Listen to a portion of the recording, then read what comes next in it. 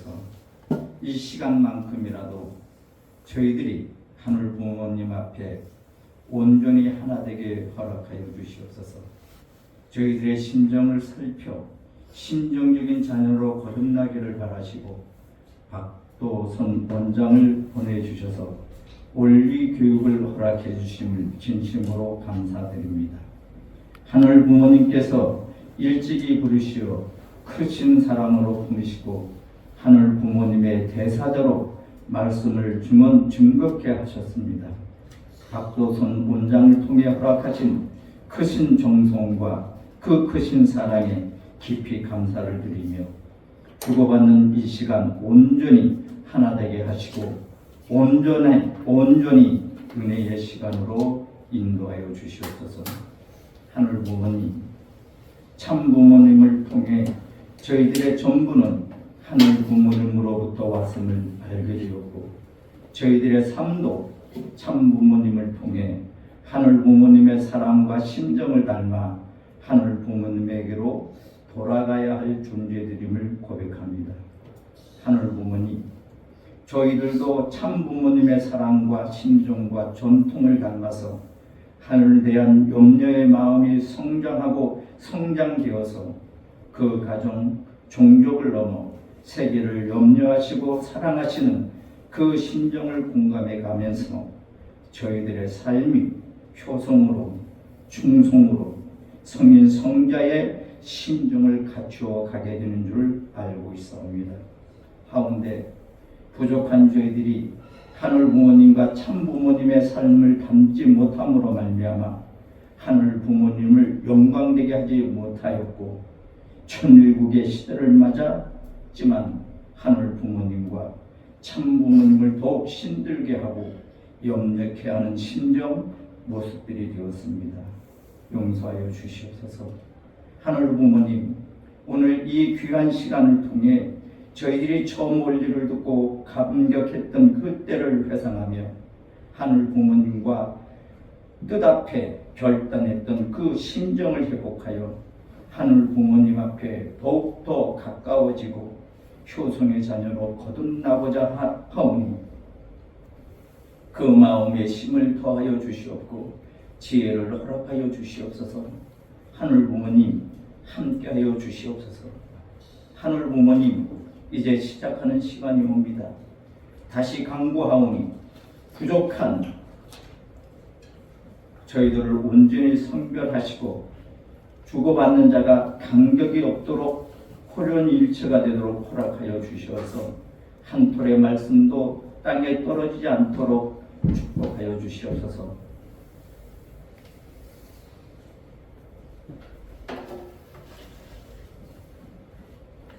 뜻대한 어머님의 간절하심과 심각함을 마음에 새기며 축복 중심가정 서기서기 이름으로 보고드리고 아뢰어 싸움나이다. 아주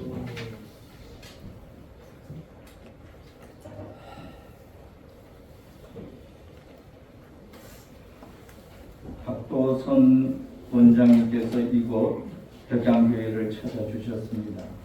따뜻하고 정성을 다해 모시고자 하는 식구님들의 마음을 담아서 큰 뜻으로 맞이해 주시면 고맙겠습니다.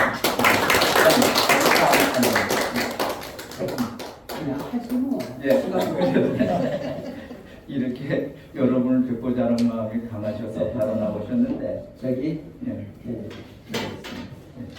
원리 강사는 이력 경력이 필요 없어요. 왜냐하면 아버님 말씀 전하는 것이지 부모님 말씀 전하는 것이지 내 어떤 학문을 전하는 게 아니기 때문에 너무 많은 장황한 것을 하면은 우리가 부모님께 좀 송구스러울 때가 있어요. 그래서 아니 뭐 오늘 바로 올라가자고 그랬더니 뭘 또 하시려고 하실 거 있어요?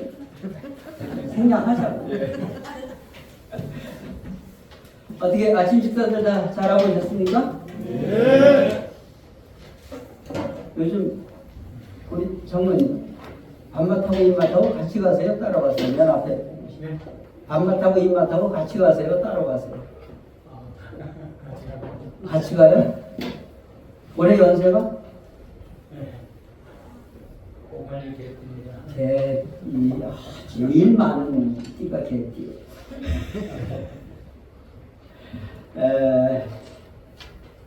입맛 밥맛이 같이 가신다는 것은 건강하시다는 거예요. 근데 연세가 들면 입맛 밥맛이 나누어져요. 그래서 입맛은 무엇으로 가느냐? 건강으로 가요. 건강이 안 좋아지면 입맛이 자꾸만 사라져요. 그리고 밥맛은 무엇으로 가느냐? 기분으로 가요. 아무리 만나고 좋은 음식 먹다가도 기분 나쁜 놈 식당 문 열고 들어오잖아요.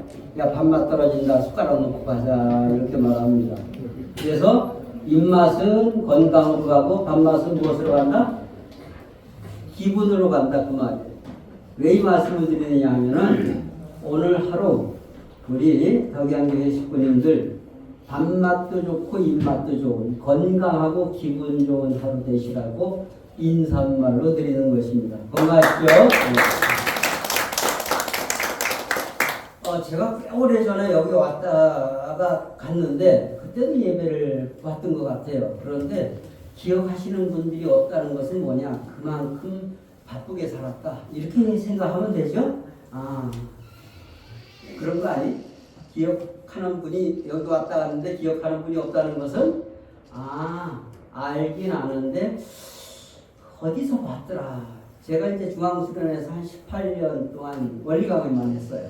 원리강의만 하고 기업체 임직원 설립자 인형 교육을 제가 거기다 하고 종친 지도자 세미나, 청와대사 뭐 이렇게 해서 저는 제 학문을 가지고 살아온 것이 아니라 참 부모님의 원리 말씀만 가지고 30년 넘도록 말씀을 전하고 있습니다.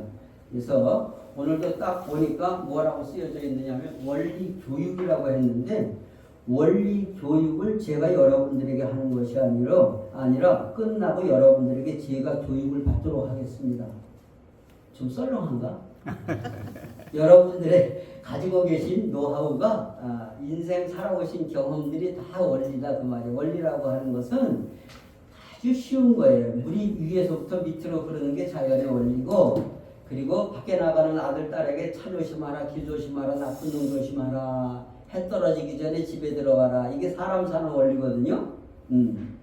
그리고 공자님 말씀이 밥을 먹고 숟가락 나란히 놓는 연습만 하더라도 이게 사람 사는 원리를 아는 사람이다. 들어갈 때 나갈 때 신발 나란히 벗어놓고 들어가고 나가고 하는 것만 하더라도 원리가 다 몸에 밴 사람이다. 그래서 원리를 학문으로 아는 것이 아니라 생활로 알자. 그래서 제가 새생활실천 원리연구원이라고 만든 거예요. 원리는 절대 학문적으로 알면은 안 되고 무엇으로 알자? 몸에 배인 생활로 다 원리를 터득하자. 그런 말씀입니다. 말씀 이해가 되시겠죠? 네. 대답 잘하니까 열심히 하시고. 올 한 해 이제 마무리 짓잖아요. 이제 며칠 안 남았잖아요. 20일 남았죠? 오늘 빼놓고 꼭 20일인가? 한번 따라해 보십니다. 이화위존. 공자님 말씀이에요. 장부님 말씀은 이제 중간에 훈독하도록 하고 이게 뭐냐 하면은 가장 존귀한 것이 뭐냐? 화합하는 것이다. 그런 뜻이에요. 이해가 되시겠죠? 네. 가정에서도 가족들끼리 화합하는 게 가장 아름다운 거예요. 돈이 많다고 화합하는 게 아니고 절대 화합하는 것은 목적이 같아야 되고 상호 소통이 이루어져야 화합이 돼요. 그래서 이 덕양교회, 덕양이라고 한문으로도 어떻게 쓰죠? 근덕자, 큰 덕자에다가 변양자, 변양자. 예. 큰 빛이라고 하는 것은 뭐냐면 태양의 빛이거든. 큰 빛은 태양의 빛이잖아요. 그죠? 그래서 이렇게 밝은 세상에 사는 여러분들이 정말 큰 덕처럼 또 큰 빛처럼 올 한 해 잘 마무리하시고 내년에도 더욱 크게 발전하시기를 바라면서 58년 개띠시라 했는데 그러면 연세가 66세? 65세? 66. 어디 가서 저 아우들이 저 형님 연세가 얼마나 되셨습니까? 하면은 꼭 이야기해야 될 것이 뭐냐? 내가 올해 1065이다 이렇게 얘기를 해야 돼요. 1065이다. 우리 장로님은 올해 연세가 얼마나 되셨어요? 제가 7학년 4반입니다. 그러니까 1074이다 이렇게 대답을 하고 말씀을 드려요. 왜 그러냐면 이건 농담을 하는 게 아니고 앞에 우리가 1900 몇 년도에 태어나서 2000 몇 년도에 가는 사람은 역사에 우리밖에 없어요. 앞에 1000짜리가 2000짜리로 바뀌는 것은 우리밖에 없어요. 이것을 모 종단에서는 수십 년 전서부터 천년 왕국이 도래한다라는 말로 이야기를 했어요.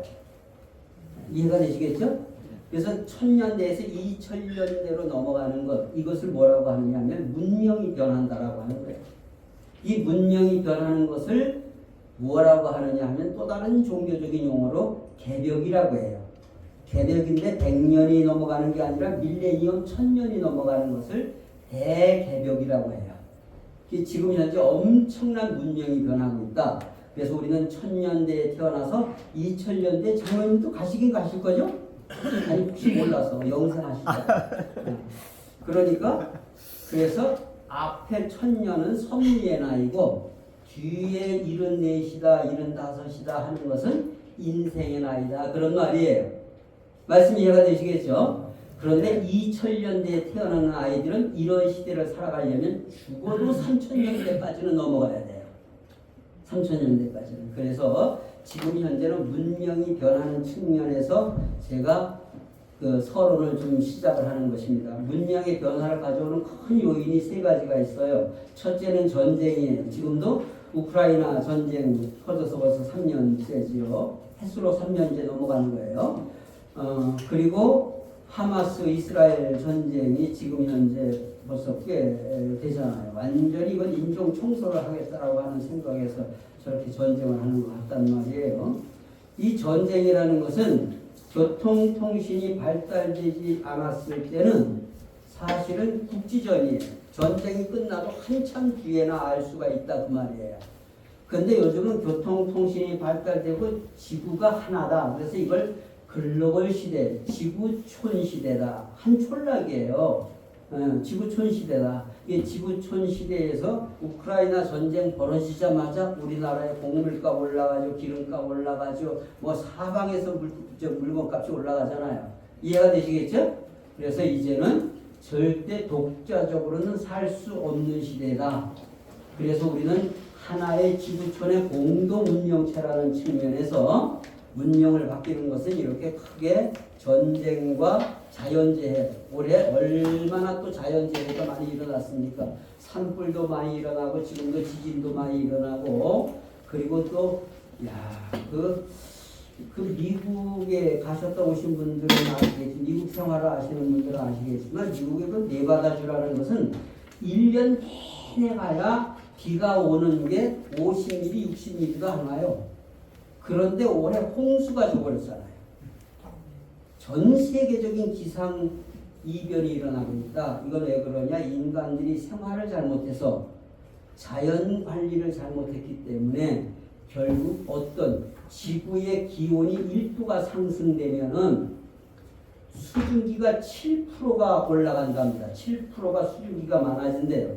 그 7%의 수증기의 양은 지구상의 제일 큰 댐이 산사댐인데 산사댐이 393억만 톤인가 뭐 3억만 톤 이렇게 제일 큰 댐이래요. 그런데 그 댐이 50개가 물이 올라가는 거예요. 산사댐이 50개의 물이 더 생긴다 그 말이에요. 그것이 막 들이다 부으니까 얼마나 자연재해가 많겠느냐 그 말이에요. 그래서 또 우리는 또 전쟁을 경험했고 일본에 30년이 넘도록 일본의 식민지하에 있었기 때문에 아직도 식민지에 있었던 그 습관이 아직도 남아있다. 이것이 뭐냐? 승전국의 문화로 패전국의 문화를 완전히 바꿔버리거든요. 이해가 되시겠죠? 네, 그래서 그런 측면에서 전쟁과 자연재해 그리고 또 하나는 확실하게 문명을 바꾸는 것은 바이러스라는 거예요. 여러분 코로나 한 번씩은 다 경험하셨죠? 여기는 예. 빛이 좋아서 코로나, 감기 이게 전부 다 바이러스거든요. 바이러스는 인류의 문명이 아무리 발달하고 의술이 발달하도 바이러스를 퇴치할 길이 없어요. 계속 변종이 일어나기 때문에 내과 의사들이 바이러스 환자가 오면은 이렇게 얘기하잖아요. 병원에 와서 주사 맞고 약 맞으면 일주일이면 좀 좋아질 겁니다. 안 오시고 집에서 관리하면 7일 걸릴 거예요. 일주일이나 7일이나. 그러니까 쉽게 말하면 바이러스라는 것은 인간의 능력으로 제대로 잡을 수가 없다라는 거예요. 그래서 바이러스에 대한 얘기를 조금 시간이 가더라도 잠깐 이야기하려고 합니다. 여러분, 세계적으로 문명을 바꾼 것이 바이러스라는 이야기를 하려고 하는 거예요. 패스트, 14세기 중엽의 흑사병이라는 거예요. 이 쥐벼룩으로부터 시작된 거예요. 그래서 그것이 인간에게 옮겨져 가지고 인간이 새카맣게 흑사병이라는 것은 뭐냐면은 몸에 반점이 검은색이 생겨가지고 죽는 거예요. 패스트라는 여러분 그 까미의 소설이 우리가 코로나 생기면서 2000년대부터 새롭게 이제 서점에서 인기를 얻는데 그 까미의 소설을 보게 되면 아침에 의사가 병원에 출근하기 위해서 집을 나가는데 자기 집 계단에 쥐가 죽어 있는 것으로 시작을 해요. 그 죽은 쥐들이 돌아다니면서 온 상선을 타고 전 세계로 돌아다니면서 뭘 했느냐? 흑사병을 전염을 시켰다 그 말이에요. 그래서 흑사병을 전염을 시켜가지고 그때 당시에 인구가 얼마가 살았느냐? 약 4억 5천이 살았대요. 1400년대 일이에요. 1300년대 14세기 중엽에 4억 5천이 살았는데 얼마나 유럽 인구의 3분의 1이 죽고 우리나라도 얼마나 확진이 됐느냐? 780만이 확진이 돼가지고 14만 명이 죽어요. 그때 당시에 2000도 채 안 됐을 나이죠. 우리 인구가. 그리고 일본이 35만, 미국이 55만, 인도가 1300만이 죽습니다. 그래서 흑사병, 여기는 카운트를 이야기하려고 하는 것이 아니라 흑사병이 3년 동안의 결과는 어떻게 됐느냐면 중세에서 근세로 넘어가요. 인간의 의지는 무언가는 힘들고 어려운 일이 생기면 그걸 극복하려고 노력을 하지 거기에 체념하고 살진 않습니다. 이해가 되시겠죠? 뭔가 자꾸만 자가 발전을 하면서 뭔가 새로운 의술을 개발시켜 나간다 그 말이에요. 그래서 중세에서 근세로 가면서 여러분들이 학교에서 너무나 많이 배우셨던 미켈란젤로, 라파엘로, 그 다음에 그 다빈치 이런 유명한 중세 시대의 유명한 사람들이 이 이후에 다 탄생하면서 또 하나 학교에서 배웠던 것이 뭐냐면은 부교, 카톨릭 체제에서 신교 체제로 넘어가게 됩니다. 이름하여 르네상스, 문예부흥이라는 말과 종교개혁을 통해서 인간들의 수준이 확 끌어올려진다 그 말이에요. 말씀 이해가 되시겠죠? 인간들의 수준이 굉장히 업그레이드되는 형태를 맞이하게 됩니다. 그리고 꼭 100년 전에 1918년도에 시작한 것이 1차 대전 끝나는 해예요. 스페인 독감인데 우리가 스페인 독감이라는 말을 스페인에서 나타난 독감이 아니고 그때 당시 1차 대전에 참전하지 않았던 중립국의 기자들이 양쪽을 다니면서 독감의 정보를 가장 정확하게 신문에다가 낸다. 그래서 스페인 기자들의 기록을 통해서 보아야만 독감의 정보를 알 수 있다 해서 스페인 독감이에요. 이해가 되시겠죠? 스페인 독감이 생겨납니다. 이건 쉽게 말하면은 미국의 미군 병사들의 막사에서부터 시작돼요. 미군 병사들이 막사에서부터 시작되어가지고 이제 젊은 사람, 스페인 독감은 거의 젊은 사람들이 많이 걸리게 되는데 그래서 이 1차 대전이 1918년도에 끝나면서 이 군대에 참석했던 청년들이 전부 다 자국으로 돌아가가지고 우리 아들 살아왔다, 우리 조카 살아왔다 하면서 돌아다니면서 환영대회를 해요.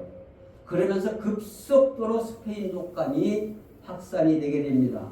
스페인 독감이.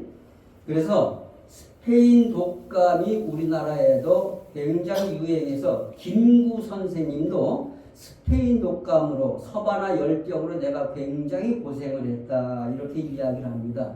아까 말씀드렸던 것이 스페인 독감의 얘기, 스페인 독감이 우리나라가 그렇게 많은 인구가 죽었다, 14만 명이 넘는 인구가 죽었다는 것은 스페인 독감의 얘기예요. 그래서 스페인 독감이 끝나면서 결국 농경사회에서 산업사회로 급진전하게 됩니다. 농경사회에서 산업사회로 하면서 우리의 새마을운동의 원조가 시작되게 되어지는 것이 1차 세계대전이 끝나고 스페인 독감이 끝나면서 그 다음에 뭐가 오느냐? 전 세계적인 경제 대공황이 옵니다.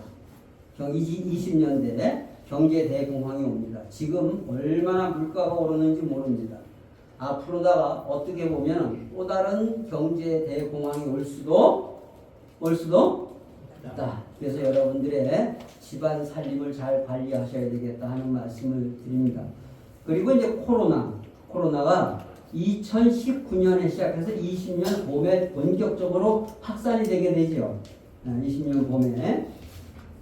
그래서 지금까지 전 세계 인구가 여러분 세계 인구가 78억이 아니라 80억이랍니다. 세계 인구 통계에서 올해 7월 15일자로 80억이 넘어갔대요. 올해 7월 15일자로 80억이 넘어갔대요. 그래서 약 8억 가까운 사람이 확진이 되었고 700만 이상이 코로나로 죽었다 그러는데 이거는 사실은 코로나로 죽은 사람은 훨씬 많은데 계속 우리도 옛날에 보셨잖아요. 이건 코로나가 아니다 그러면서 왜 정부에서 돈을 줘야 되니까 돈을 주지 않기 위해서 이건 코로나가 아니다 그래가지고 내보낸 적이 초창기에는 많이 있었잖아요. 그래서 이 코로나를 통해서는 어떤 문명의 변화를 가져오느냐, 문자 시대에서 영상 시대로 대전환을 한다는 것이 참 부모님의 말씀집에 나와요. 그래서 오늘 서문에서 훈독을 하지 않고 이제부터 여러분들이 우리 참부모님의 말씀을 한번 훈독을 해 보시겠습니다. 자, 참부모님, 이게 참부모 경에 나오는 말씀이에요. 자, 시작. 내가 1950년대 말에 세기말적 시대가 되면 일생활권 내에서 세계가 움직인다고 이야기할 때 아무도 믿지 않았습니다. 컴퓨터 시스템이 구축되고 전화도 앉아서 어디든지 통화할 수 있고 회의도 멀리 떨어져서 할 수 있는 일생활권 내에서 세계가 동화될 수 있는 시대가 온다고 이야기했습니다. 앞으로는 학교가 필요 없게 됩니다. 영상통신 교육 시대로 들어가는 것입니다. 내가 그것을 시작하고 있습니다. 지금까지는 문자통신의 사회였지만 이제부터는 영상통신의 사회로 바뀌게 됩니다. 앞으로는 학교가 없어집니다. 계속 말씀하시잖아요. 전부 영상을 가지고 교육하는 것입니다. 그 대안을 밑에 말씀하십니다. 국제적 관리 체제 하에서 초등학교 과정을 영상으로 교육하는 것입니다. 대학까지도 영상을 통해 공부해서 국가가 공인하는 시험에 통과만 하면 어디에 가든지 공인됩니다. 이게 벌써 35년 전에 삐삐드 나오기 이전에 하신 말씀입니다. 그러니까 참부모님의 미래를 내다보시는 그 해안이 얼마나 대단한가. 적어도 한 시대, 두 시대를 넘어가는, 세기를 넘어가는 말씀을 하시고 있지 않습니까? 그래서 이제 훈독을 이렇게 중간에 하게 됐습니다. 그래서 지금까지는 여러분들이 역사를 기록을 할 때 올해가 2000 몇 년? 올해가 2023. 2023이라는 숫자는 누구의 연세입니까? 예수님의 연세죠. 예수의 탄생을 기점으로 기원 전, 기원 후가 나누었단 말이에요. 그래서 비포 크라이스트 예수 이전 시대 이걸 BC라고 하고 아노 도미니 이건 라틴 말인데 예수님의 탄신일 이런 뜻이에요. 예수의 탄신일 이후에 2023년이 대충 지났다 그 말이에요. 그런데 코로나 이후에 2020년도 6월 달에 미국의 유명한 지금도 아주 열심히 칼럼을 쓰고 있는 사람이에요. 유명한 미국의 칼럼니스트이며 대학 교수였던 그 프리드먼이라는 사람이 그의 칼럼에서 지금까지는 역사가 예수의 탄생을 기점으로 기원전 기원으로 나누었지만 앞으로 미래 세대는 코로나 이전에 태어났느냐 코로나 이후에 태어났느냐로 역사는 바뀐다. 이것이 바로 제가 말씀을 시작할 때 말씀을 드렸던 대개벽이라는 거예요. 문명이 바뀌고 있는 거예요. 그래서 이것을 우리 후편에서는 뭐라고 하느냐면 사탄 주관권에서 무슨 주관권으로? 하나님 주관권으로. 어디서 들어본 기억은 있으시죠? 예, 있습니다. 있으시죠? 사탄 주관권에서 하나님 주관권으로. 네, 그래서 그런 측면에서 제가 이제 원리에 대한 이해를 아주 쉽게 여러분 제가 말씀을 드렸잖아요. 원리는 학문적으로 연구하는 게 아니다. 원리는 생활로 다가오지 않으면 절대 머릿속에 들어가 있는 꼴통 속에 들어가 있는 생각만 가지고서는 사람을 만들지 못한다. 그래서 우리가 뭐냐면 원리를 생활로다가 한번 접근을 해보자 한 말이에요. 그래서 행복을 찾는 사람들 이렇게 제목을 정했습니다. 따라해 보십니다. 행복을 찾는 사람들. 행복을 찾는 사람들. 어떻게 행복하세요? 아니, 혹시 몰라서 행복하세요? 예. 지금도 저는 오래 가면 점심 늦게 먹을 건데 어떡하나 하고 불안한 사람 없습니까? 혹시 몰라서. 여러분 행복이라는 것은 지금 살아있는 작가의 노르웨이 작가인데 쉽게 이렇게 말합니다. 아침에 일어나서 하늘이 오늘 하늘 날씨가 어떠냐 하는 것만 확인하더라도 행복한 것이다. 그런데 저는 한 단계 더 들어가서 일어나자마자 옆에 아내가 있구나 남편이 있구나 이것만 확인해도 행복한 사람이다. 밤새 도망 안 가고 살아있으니까.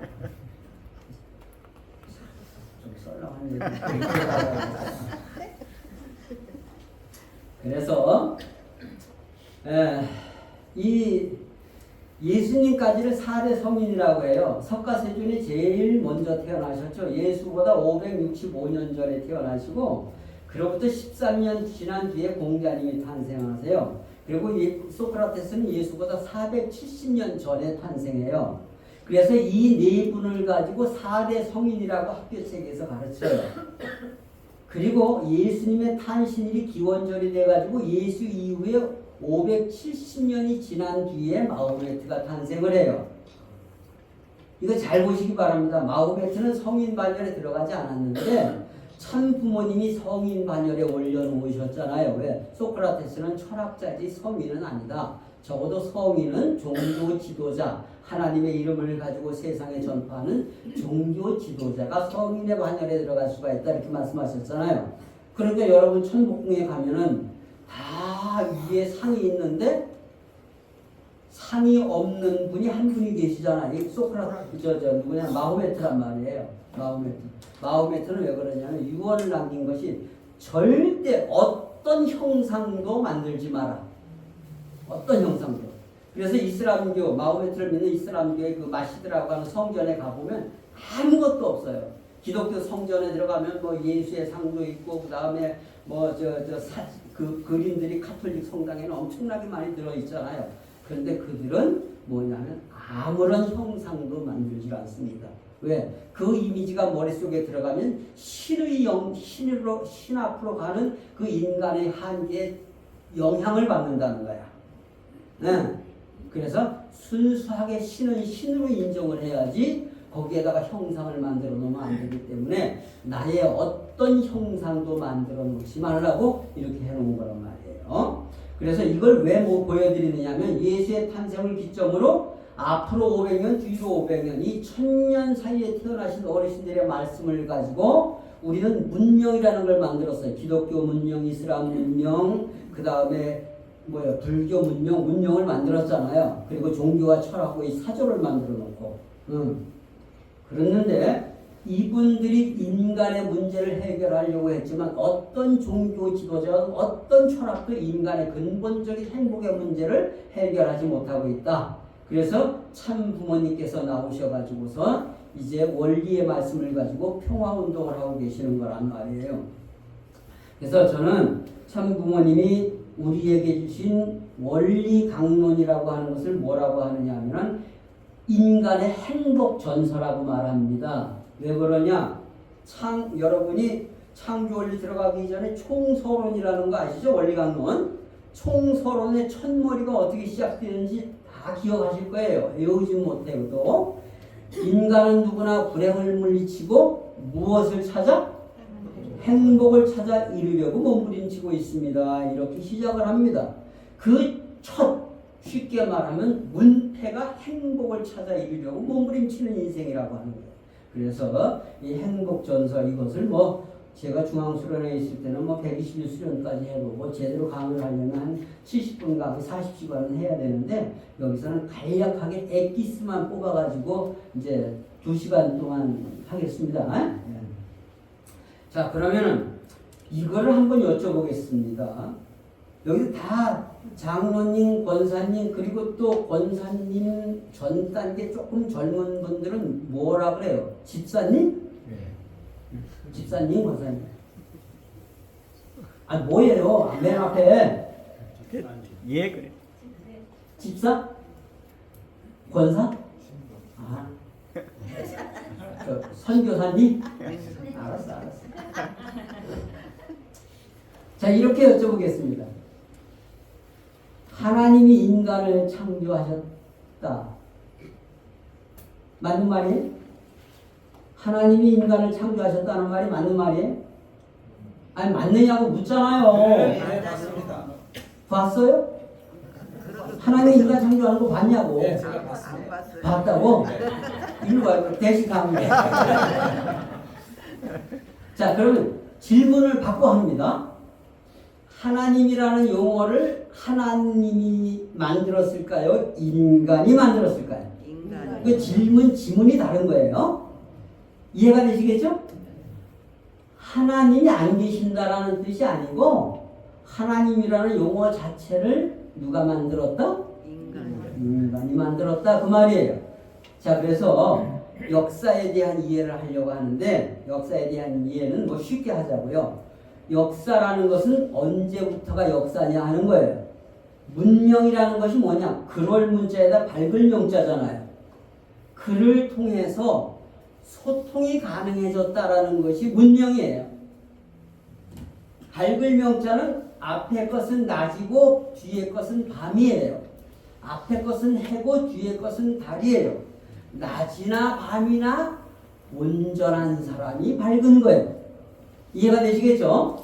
네, 그래서 글을 통해서 낮이나 밤이나 소통이 가능해졌다. 그런 얘기예요. 그렇다면 글자가 생겨나기 이전 시대가 있었어요. 그것이 뭐냐면 선사시대라고 하는 거예요. 제가 엊그제 연천을 갔다 왔어요. 강의를 하러. 근데 연천의 그 앞동네가 뭐냐? 전곡에 전곡리 선사 유적지가 있어요. 이거 전곡리 유적지를 찍어온 거예요. 네. 그래서 선사시대는 먼저 선자를 써서 역사 이전 시대다 이렇게 말하는 거예요. 사람이 살긴 살았는데 기록이 없는 시대를 선사시대라고 해요. 이게 살다 보니까 자기들의 의사소통이 안 되니까 자꾸만 무엇을 만들어요. 만들다 보니까 이것을 만드는 것이 뭐냐? 이걸 상형문자라고 하는 거예요. 그래서 갑골문자, 쐐기문자 그 지역 나름대로의 자기들의 문자를 만들어가는 게 지금 현재 여기 갑골문자, 쐐기문자를 이렇게 갖다 놓은 거란 말이에요. 문자가 다듬어진 것이 단어고 단어를 배열해 놓은 것이 문장이에요. 그래서 모든 종교적인 경전은 어떤 경전이더라도 문자 시대 때 그 시대를 살았던 최고의 지성인들이 무언가는 가르침을 줘야 되겠다 해가지고선 기록을 하기 시작한 거란 말이에요. 이해가 되시겠죠? 그 기록을 하면서 똑같이 살았던 사람들이기 때문에 내가 기록을 했다면 저 사람이 잘 믿지 않을 거야. 그래가지고 뭐냐, 이건 내가 쓴 것은 맞지만 내가 그냥 내 생각을 한 것이 아니라 신께서 나를 통해서 이걸 주셨다. 이 신의 계시로다가 만들어야 말씀의 권위가 쓰는 거란 말이에요. 그래서 모든 신의 계시로 만든 것을 뭐라고 하느냐? 경이라 그래요. 경. 성경, 불경, 다란이경, 불안경, 사서, 삼경, 오경도 있고요. 그리고 또 천성경, 평화경, 참부경, 우리도 경이 많잖아요. 그리고 이 경을 지 마음대로 고쳐서 쓰는 놈들을 경칠놈이라고 해요. 아, 경칠놈도 지금 보통 많은 게 아니요. 아, 우리 거 가지고 와서 팔아먹는 놈들이 한두 놈이 아니잖아 지금. 예, 그렇습니다. 팔아먹는 놈들이 더 잘하는 것 같아가지고 쓰는 소리 나고 해가.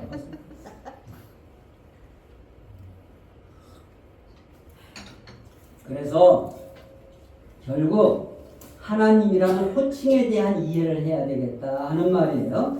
하나님이라는 호칭은 어떻게 만들어졌느냐? 전 세계적으로 여호와라고 하는 히브리 말, 야훼 여호와라고 히브리 말 영어가 하나님으로 성경이 자기 나라 말로 번역이 되는데 여호와 야훼를 하나님으로 번역하는 나라는 전 세계적으로 우리나라밖에 없습니다.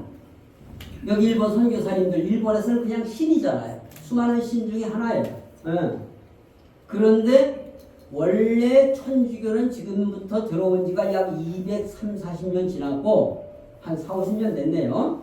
장로교, 감리교는 꼭 그로부터 100년 지난 뒤에 들어와요. 근데 천주교는 우리나라에 하나님 여호와를 어떻게 소개를 했느냐 하면은 천주님이라고 소개를 했어. 천주교는 지금도 천주 그러잖아요. 천주교는 천주학으로 학문으로 들어와서 교가 된 거예요. 이게 천주학이라고도 하고 서양학이다, 서학이라고도 한 거야.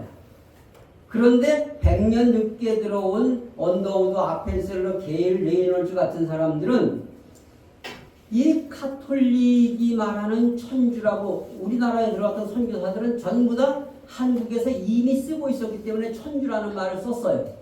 그런데 성경 공동 번역위원회를 만들어서 거기에 위원장이 언더우드가 됐습니다.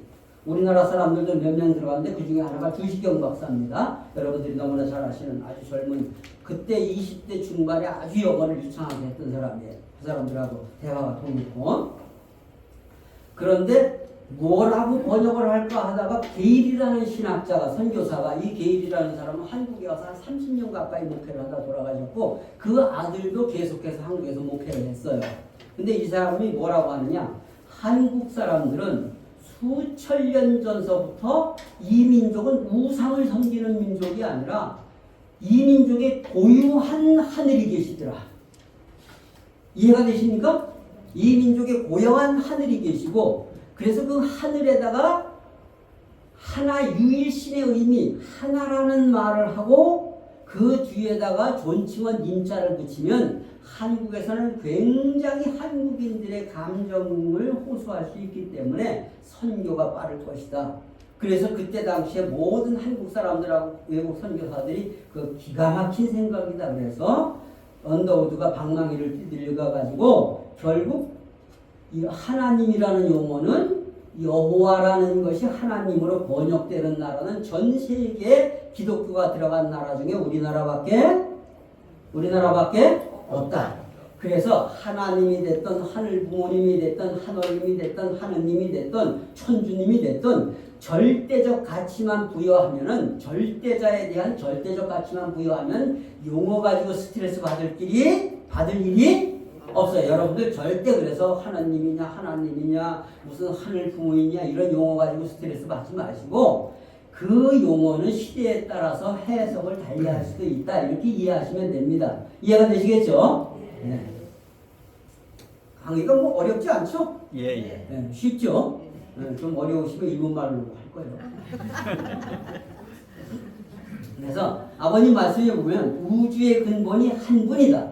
그래서 그분을 걸어서 하나이시기 때문에 하나님이라고 한다. 그래서 여러분 다 기억하시는데 요즘 찾아봐도 잘 안 보이는데 책장에 가면 다 있을 거예요. 옛날 장로님 고사님들은 뜻길이라는 말씀을 보게 되면 뜻길이라는 말씀에 보면은 하나님을 한 분이시기 때문에 한 분님이라고 해도 아무런 관계가 없다. 이게 아버님이 보시는 절대자에 대한 기준이에요. 용어 가지고 스트레스 받지 말고 그래서 하나님이든 하늘 부모님이든 한 분님이든 아무 관계가 없다 이렇게 말씀하신 거예요. 그래서 이것을 하나님이라고 하고 이걸 뭐라고 하느냐 조물주, 창조주, 절대자, 옥황상제, 천지신명 이렇게 이름을 많이 붙이는 거예요. 우리나라 애국가에 하나님이 모아서 우리나라 만세가 아니고 원래는 상제님이었어요. 올드랭 사인이라는 스코틀랜드의 전통 민요에다가 상제를 붙여놨어요. 상제님이 모아서 우리나라 이게 해방 이후에 불려졌던 거거든. 그런데 이승만 대통령이 정통적인 미국의 프리스턴 신학대학을 졸업한 박사님입니다. 그분은 대통령이라는 직제보다는 박사라는 호칭을 더 좋아하셨잖아요. 다 아시다시피. 그분이 대통령이 돼서 들어와 보니까 곡조는 서양 곡조인데 동양식의 상제를 얹어놓고 있단 말이에요. 그래서 이것 가지고는 세계를 품을 수 없다. 그래서 그때 당시에 교과서에서 문교부 교과서에서 애국가를 전부 다 하느님으로다가 쓰기 시작했습니다. 이해가 되시겠죠? 제가 가끔씩 이제 뭐 초등학교 초급 우리 활동 많이 하잖아요. 그 스님이 모인 자리에 가끔씩 갈 때가 있거든요. 그래서 스님이 모인 자리에 가보면 공식 외부인들을 초청한 공식 행사에서는 반드시 애국가를 불러요. 자기들끼리 모이면 안 부르는데. 그런데 스님들이 애국가를 부르는 걸 가만히 보니까 스님들도 하나님이 모아서 우리나라 만세 그러더라고요. 그래서 내가 스트레스 받아가지고 끝난 다음에 물어봤어. 아니 부처님이 모아서 우리나라 만세라고 해야지 어떻게 이 절에서도 하나님이 모아서 우리나라 만세냐고 그랬더니 아유 그 하느님은 그냥 고유의 그냥 공식적으로 우리 민족의 명사지 그게 꼭 기독교를 뜻하는 게 아니다. 저를 가르치더라고요. 그래서 스님이 크구나 역시. 스님이 크잖아요. 그래서 우리가 어지간하면 절로 가잖아요. 네. 왜 그러냐면은 여러분 절로 가라는 말이 이리로 저리로의 방향 지시가 아니에요.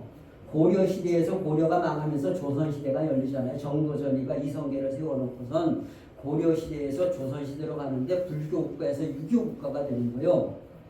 그런데 시대가 변해도 밑에서는 그냥 향교만 향교를 아무리 지어도 향교를 찾아가지고 공자님이 누군지도 모르고 그냥 500년 동안 뭐냐면은 절에 가면서 그때 최고의 지성인들은 다 절에 사셨거든요.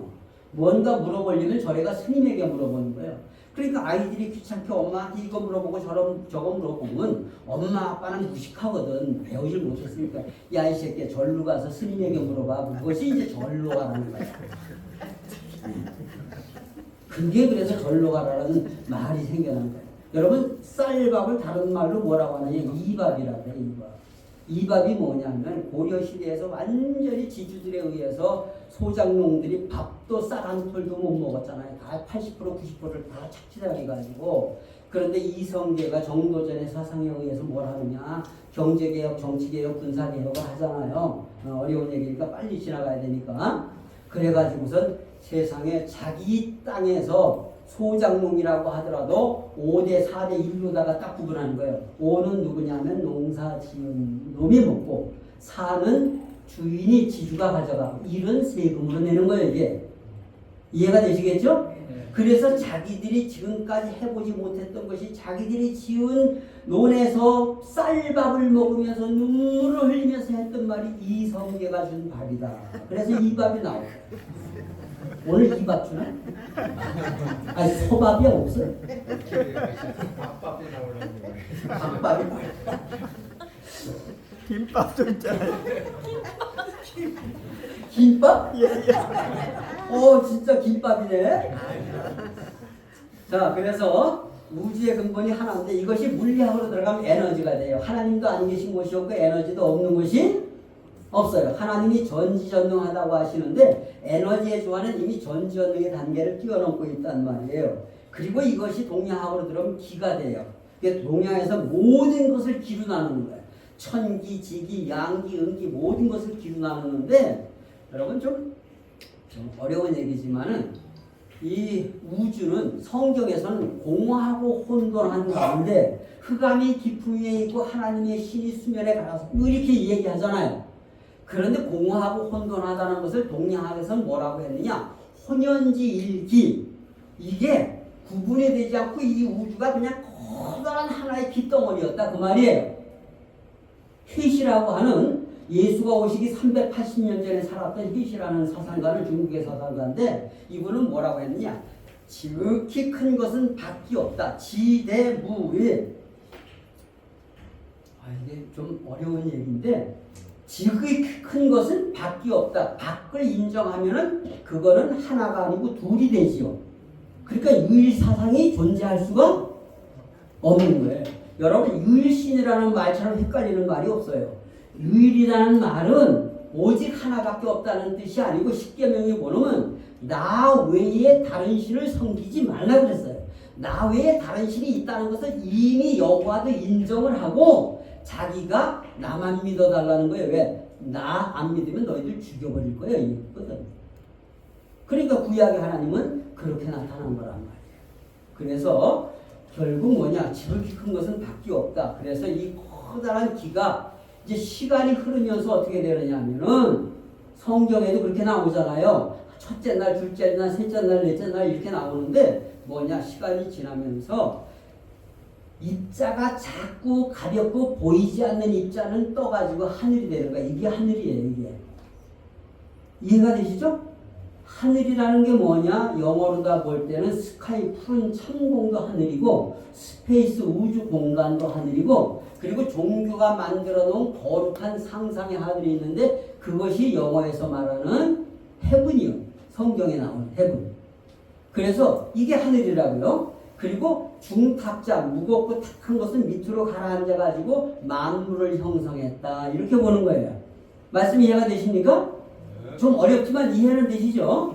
그래서 죽으면 하늘 날아간다라는 것은 천동설 때 만들어진 7단계 위에 종동천 프리모 모빌레 해가지고선 이 뭐 9단계 뭘 지나야 되는 12진주문을 거쳐야 되는 이건 전부 다 천주교에서 만들어 놓은 함정이에요. 쉽게 말하면 지극히 큰 것은 밖이 없어요. 밖을 인정하면은 하나님의 자리도 있을 수가 없는 거예요. 네. 그래서 결국 이게 무슨 말이냐 하면은 여러분들이 잘 이해를 하셔야 되는 것이 지금은 천동설에서 무슨 설로 바뀌었어요? 지동설로 바뀌었어요. 천동설이라는 것은 저기 지구는 가만히 있고 지구의 중심이 누구냐? 로마 베드로 교황청의 그 피에트로 사원의 쭉 마당에 서 있는 그 첨탑이라고 하는 게 이게 하늘이 직단거리로 오는 세계라는 거예요. 근데 천동설에서 지금 천동설 지구는 가만히 있고 이게 수성, 금성, 화성, 별들이 달들이 다 도는데 태양도 돌고 그런데 이것이 벌써 500년, 600년 전에 지동설로 변하잖아요. 여러분들이 다 잘 아시는 코페르니쿠스라든가 그 다음에 갈릴레오 갈릴레이 같은 사람들이 16세기, 15세기에 전부 다 이렇게 변하는 거예요. 15세기. 그런데 지동설이라는 것은 뭐예요? 태양을 중심으로 수성, 금성, 지구, 화성, 목성, 토성 이게 돈다는 거 아닙니까? 이해가 되시겠죠? 네. 근데 천동설 때 만들어진 신학이 개신교회가 그걸 그대로 받아들인 거예요. 천국 가고 지옥 간다라는 것을. 그런데 제가 이 얘기를 하면 깜짝 놀라실 것인데 지금은 지동설도 정설이 아닙니다. 왜 그러냐면 이 태양계와 같은 것이 수백억 개가 모여서 은하계를 이루고 천체를 이루고 있다라고 하는 것은 이미 학문적으로다가 나타난 거예요. 이해가 되시겠죠? 그래서 이제는 천동설도 지동설도 아니다. 그게 뭐냐? 우주의 중심이 누구냐? 인간이다. 여러분들이 가정맹세 이전에 나의 맹세라는 것이 있었는데 나의 맹세의 시작이 천주의 중심 존재로서 회장님 기억하시죠? 천주의 중심 존재로서 하나님의 뜻과 맞게 신책을 완수하며 기억하십니까? 천주의 중심 존재가 인간이다. 그래서 참부모님께서 예수도 중심이 아니고 참부모도 중심이 아니고 네가 역사의 중심이다 하면서 네 이름으로 보고하라고 말씀을 하신 거예요. 이건 내 역사의 내 혁명이에요. 저는 이 말씀을 듣고 그날 집에 가서 눈물이 나와서 잠을 못 잤어요. 저분이 역사의 주인이 되려고 하는 것이 아니라 주인의 자리를 우리에게 맡기셨구나. 진짜 부모시다. 왜? 부모는 자식을 부모보다 더 귀하게 여기거든요. 네 이름으로 보고하라. 네 이름으로 보고하라. 예. 네가 하는 일을 하늘이 먼저 하느냐 네 양심이 먼저 하느냐. 양심은 스승보다 앞서가고 하나님보다 앞서가는 게 먼저 가는 게 양심이다. 그래서 우리는 지금 현재는 뭐다? 천동설도 지동설도 아니고 역사의 모든 책임을 내가 져야 된다. 원리강론의 가장 중요한 것은 뭐냐? 인간 책임문다. 인간 책임문다. 그렇기 때문에 결국에 어린 자식의 죄는 부모가 대신 질 수 있지만 장성한 자식은 자기가 할 일도 자기가 해야 되고 부모님이 하셔야 할 일도 우리가 해야 된다라고 아버님께서는 말씀하셨잖아요. 어머님도 그러시고. 이해가 되시겠죠? 그래서 이제는 뭐냐 하면은 이 태양계와 같은 수백억 개가 모여서 은하계 천체를 이루고 있다면 이 에너지의 법칙은 만유 인력도 아니고 만유 원력이라고 아버님께서 말씀하셨어요. 만유 원력이라는 건 여러분들이 원리강론에 딱 세 줄로 다 가장 간단하게 나와요. 엄청난 이야기를 아주 간단하게 말씀하신 거예요. 왜? 너희들이 앞으로 이것을 해결해야 된다. 만유 원력이 뭔지를 알아야 된다. 모든 우주 은하계에 존재하는 별들은 스스로 자기 조직을 돌리는 거예요. 이걸 자전이라고 해요. 그리고 남과 더불어 도는 거예요. 이걸 공전이라고 해요. 이해가 되시겠죠? 여러분들도 집에서는 스스로 우리 스스로가 우리 가족끼리 살지만 여기 오셔서는 서로 식구들 간에 공존하시잖아요. 공전이 아니라 우리는 사는 게 공존이라고 하죠. 이해가 되시겠죠? 그래서 기의 무형적 존재를 하늘이라고 하고 기의 유형적 존재를 뭐라고 한다?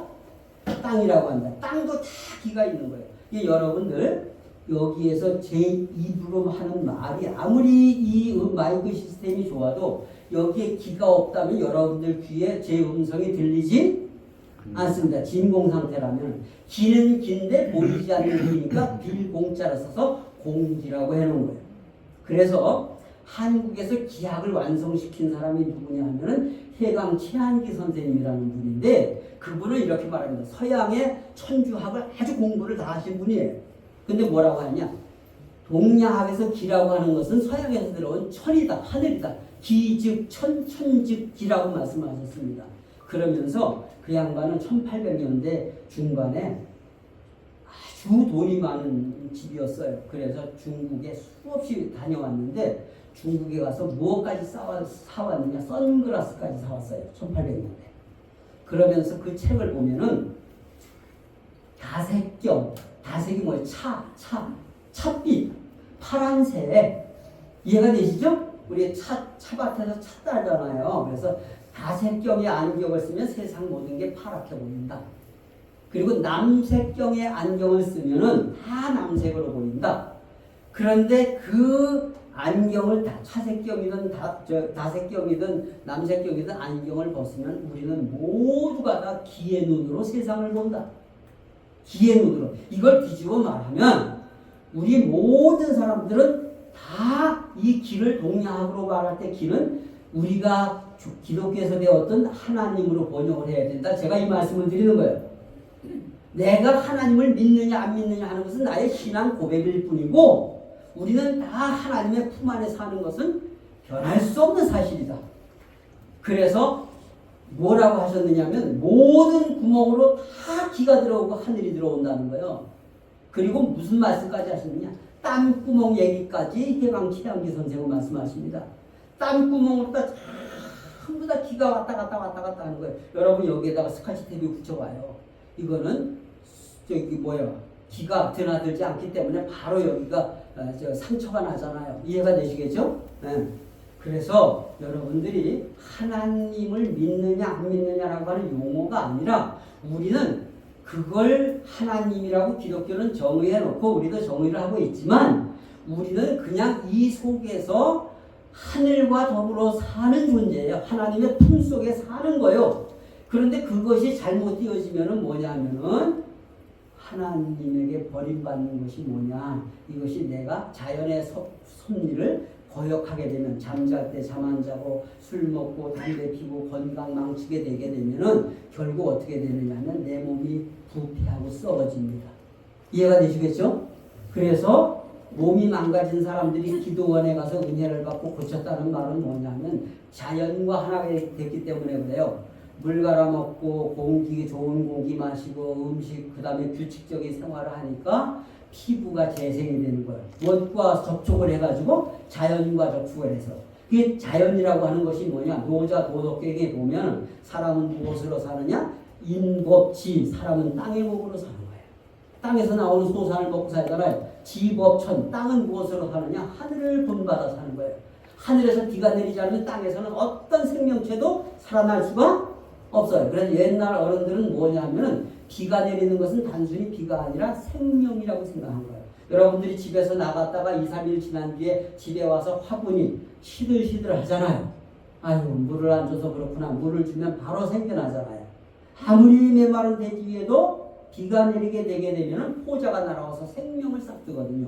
그래서 옛날 어른들은 하늘에서 비가 내리는 것이나 남편의 정자가 아내의 몸에 들어가서 생명을 만드는 것이나 똑같은 생명이라고 생각했어요.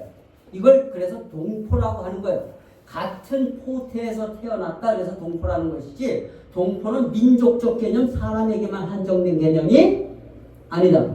그래서 불가에서는 일찍이 석가스님은 그걸 터득을 하셔가지고 처처구천이라 지나가는 개미 한 마리도 밟지 마라. 살생 유태기가 이렇게 말씀하십니다.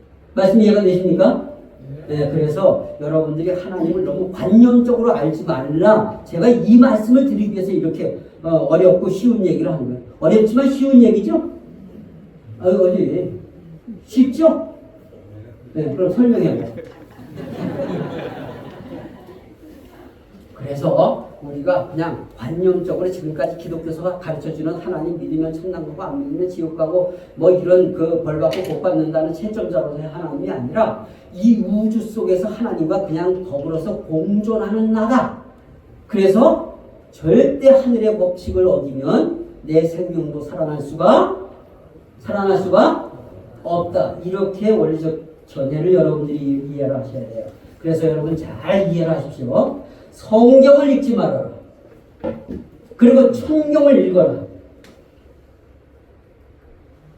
이게 뭐냐 하면은요, 여러분 성경 하면은요, 우리가 기독교 바이블로 하는데 동양학에서는 성경을 바이블로 얘기해 본 적이 없어요. 성경은 뭐냐 하면은 동양학에서 말하는 성경은 사서, 삼경, 사서, 오경을 말하는 거예요.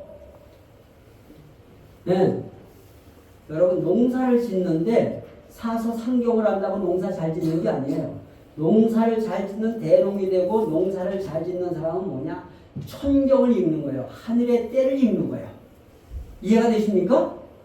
하늘의 때를 아는 것이 천경을 읽는 것이다 그 말이에요. 우리 원리적으로 말하면 섭리의 때를 알아야 된다. 원리를 아무리 자기가 열심히 하고 성경을 많이 알아도 결국은 뭐냐면은 하늘의 때를 놓치면은 안 된다는 거예요. 농부가 씨 뿌릴 때 씨를 뿌려야 되고 거둘 때 거두어야 된단 말이에요. 그것이 뭐를 읽는 것이다? 천경을 읽는 것이다. 하늘의 뜻을 읽는 것이 섭리의 주입니다. 이 말씀을 드리려고 하는 겁니다. 말씀 이해가 되시겠죠? 그래서 우리는 천부원님께서 가르쳐 주신 것이 뭐냐면 천경도 읽어야 되고 자연의 이치도 알아야 되고 그 말이에요. 성경도 알아야 된다. 성경은 우리가 기독교에서 말하는 바이블 성경이 아니라 아버님의 창조 원리는요, 동양학의 아주 엑기스만 뽑아놓은 거예요. 주역, 서경, 시경, 이하 모든 것을 합친 것이 우리 창조 원리의 핵심이에요. 우리 천부원님께서 얼마나 동양학에 발동을 하신 분인지 몰라요. 그걸 쉽게 현대어로서가 말씀해 놓으신 것이 뭐다? 창조 원리다. 이해가 되시겠죠? 배고프다. 그래서 경전 중에 경전이 무슨 경전이다? 천성경이다. 이렇게 하시면서 이제 간단하게 제가 강의 시작할 때 꼭 60분만 하고 끝날게요. 지금 타이밍이 몇 분 됐어요? 58분 됐습니다. 58분? 예. 아니요, 그 조금 더 하자고. 자, 그래서 설계도를 읽어야 평화가 이루어진다. 설계도를 읽어야. 이거 로마에 가면 시스터나 대성당, 로마 베드로 대성당 오른쪽에 있는 거예요. 교황 선출하는 성당이에요. 교황 선출하는 의식을 뭐라고 하느냐? 콘크라베라고 하죠. 교황이 100% 찬성해서 선출이 되게 되면 신령기가 피어오른다. 이건 우리가 많이 본 거예요. 그래서 이것이 누가 그린 그림이라고요? 미켈라? 젤로. 젤로. 뭐 하여튼 뭐 제가 보지 못했으니까. 그래서 이거 70이 넘은 어른이 올라가서 사다리 타고 올라가서 그린 것이거든요. 이것을 어떻게 보느냐면 창조주 하나님의 인간 사랑에 대해서 인간의 오만함을 나타내는 것이다. 이거 미술 비평가들은 이렇게 봐요. 중세 미술 비평가들은. 하나님은 인간을 적극적으로 구원하려고 하는데 인간은 줄렘 주고 말렘 말을 하고 손가락 하나 달동말동 시력 검사합니다. 손가락이 닿았습니까? 안 닿았습니까? 안 닿았습니다. 손가락이 닿았습니까? 안 닿았습니까? 안 닿았습니다. 예. 60이 넘은 어르신들이 안 닿았다는 것이 확인되시게 되면 제가 여기서 특별 보너스를 드립니다. 지금까지 살아오신 것만큼 더 사십니다. 그래서 창조원리를 공부하면 따라하시면 창조원리. 창조원리라는 말이 뭐냐? 세상을 창조하시는데 무엇에 의해서 창조했다?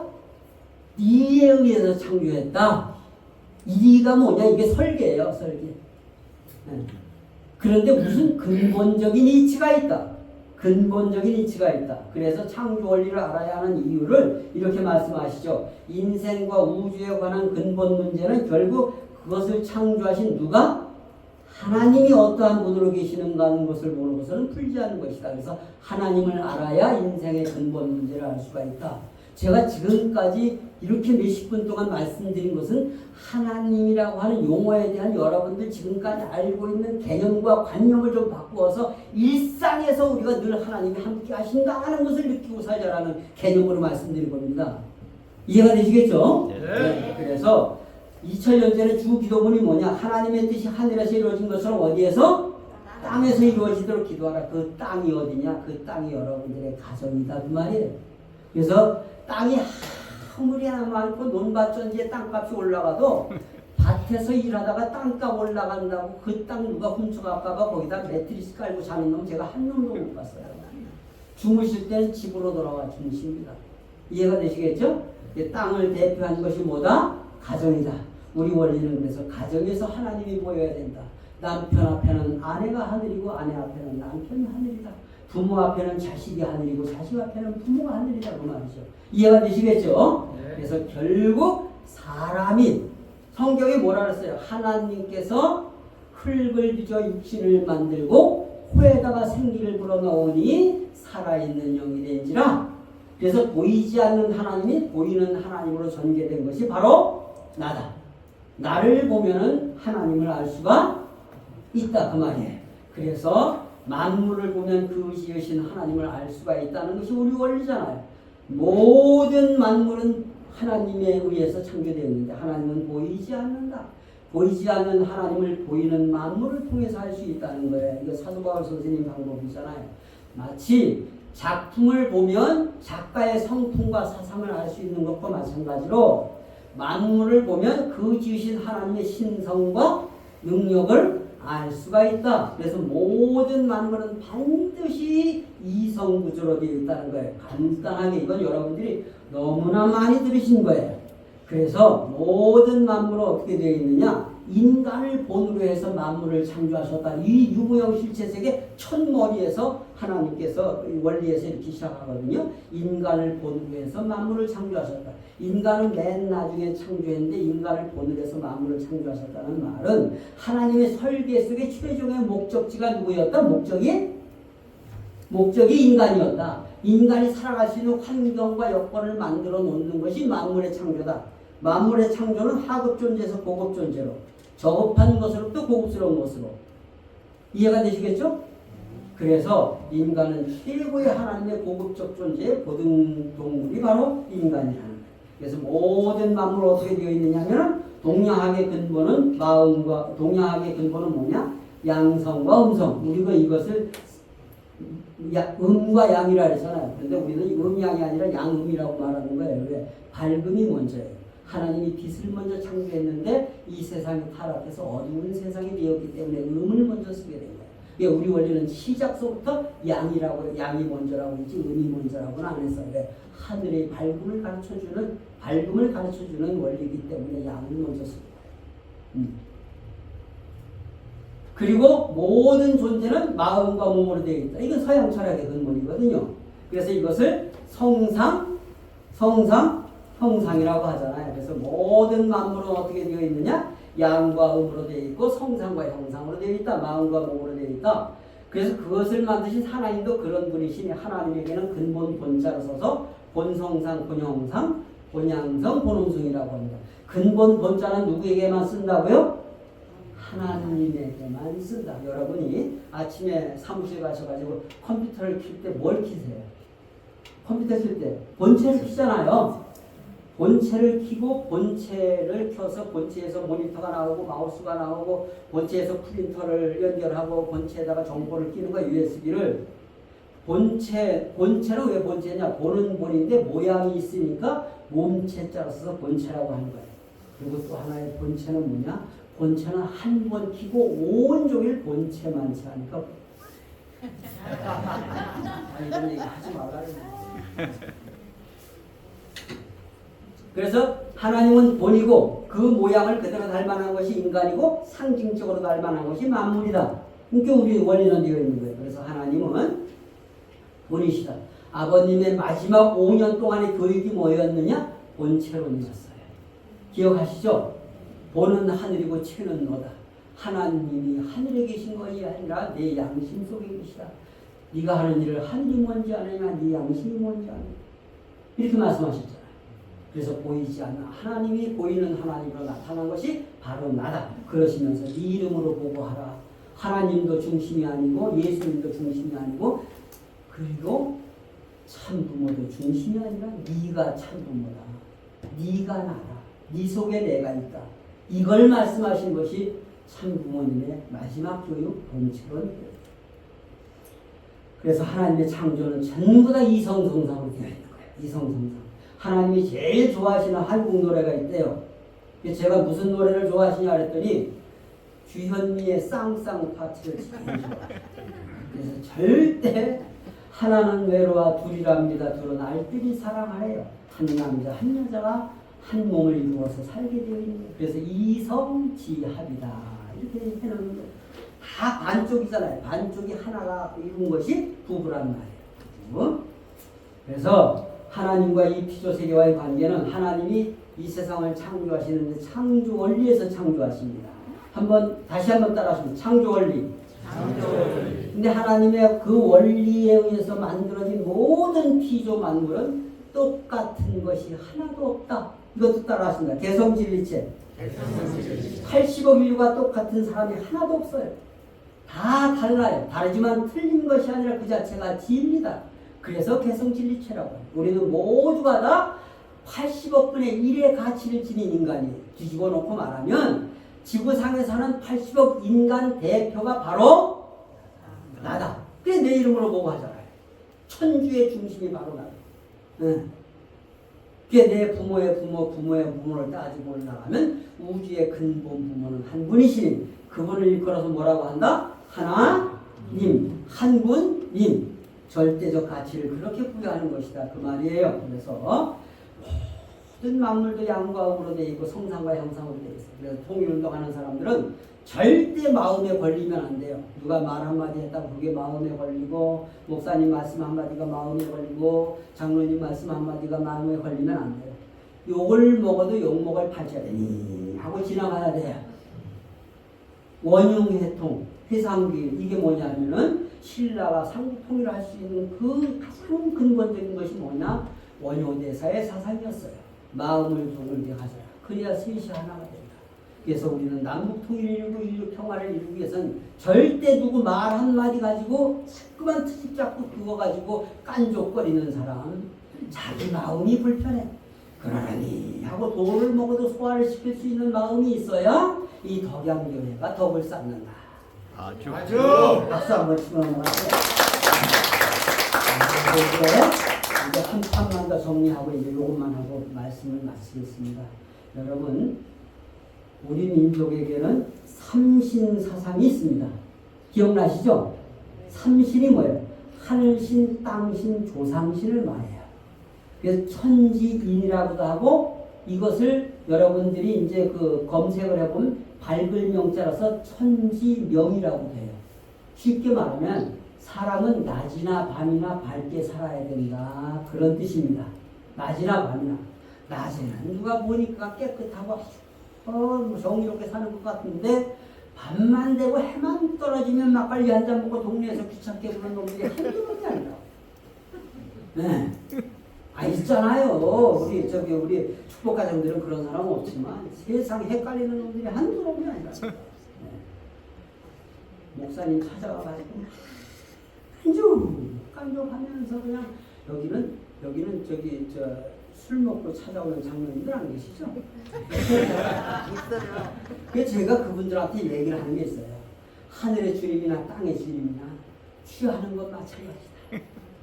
그리고 취하면 헛소리 하는 것도 마찬가지다. 그리고 깨고 나면 잊어먹는다. 그리고 목사님한테 그 다음날 찾아서 죄송합니다. 제가 어제 무슨 말을 했는지 도저히 알아들을 수가 없고 저도 모르겠습니다. 용서해 주십시오. 그때 목사님은 딱 미소를 지으면서 어제 교회 왔었어? 그리고 끝나는 거야. 이해가 되시겠죠? 그래서 하늘은 아버지 권칭부, 땅은 어머니 권칭모. 그래서 하늘에서 비가 내려서 땅에 사는 모든 생물들이 생생지위여 다 같이 더불어 사는 거란 말이에요. 비는 어느 특정한 생명체에게만 필요한 게 아니에요. 모든 생명체.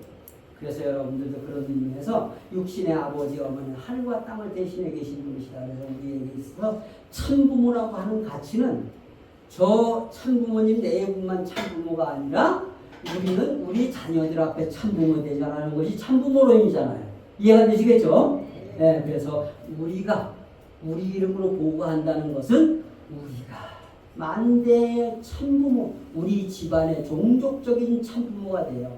정말 후손들 앞에 부끄러움이 없이 살아가는 축복 가정이 되어지는 것이 우리가 가야 할 길이다 하는 것이 원리에서 말하는 참부모론이다. 참부모는 저 두 분만 참부모가 아니라 우리도 우리 자녀들 앞에, 우리 세대들 앞에, 우리 미래 세대들 앞에 우리가 참부모 되는 길이라는 것을 꼭 명심을 하시면서 목사님 말씀이 꼭 10분만 쉬라고 했으니까 10분만 쉬셨다가 다시 모시겠습니다. 감사합니다.